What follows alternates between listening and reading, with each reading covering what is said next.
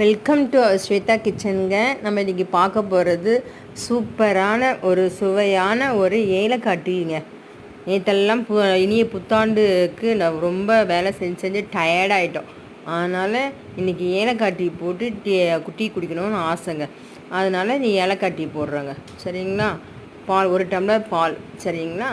நம்ம ஊட்டி டீ தூள் தாங்க, 1 ஸ்பூன் ஊட்டி டீ தூள் போட்டு 4 ஏலக்காவை நசுக்கி போட்டாச்சுங்க. அப்படியே நல்லா கொதிக்கிட்டேன்னு சொல்லிவிட்டு நம்ம சர்க்கரையும் நான் டீ கூடவே டீ கொதிக்கும் போதே போட்டுருவோங்க. ஏன்னா அதில் ஏதாச்சும் தூசு தும்பு இருந்தாலும் நம்ம ஃபில்டர் பண்ணும்போது சரியாயிடும்.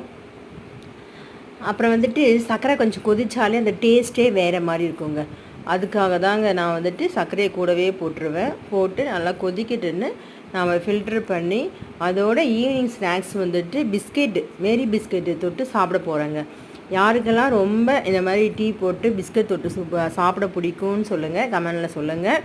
நீங்களும் இதே மாதிரி ஏலக்காய் டீ போட்டு குடித்தா அந்த வாசனை உங்களுக்கே வந்திருக்குங்களே, அவ்வளோ டேஸ்ட்டாக அவ்வளோ சூப்பராக இருக்குதுங்க ஏலக்காய் டீ, சரிங்களா?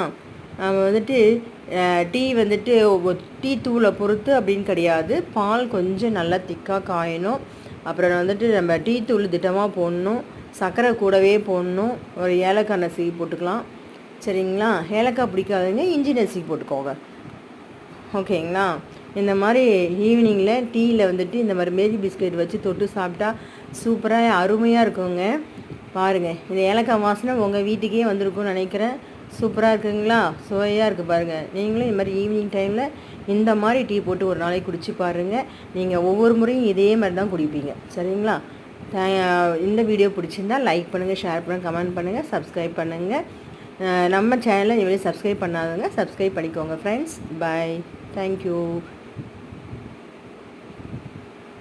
ஒவ்வொரு முறை ஈவினிங் ஸ்நாக்ஸு வடை அப்படிலாம் செய்வேன். இன்றைக்கி டீ பிஸ்கெட்டுங்க, ரொம்ப சிம்பிளாக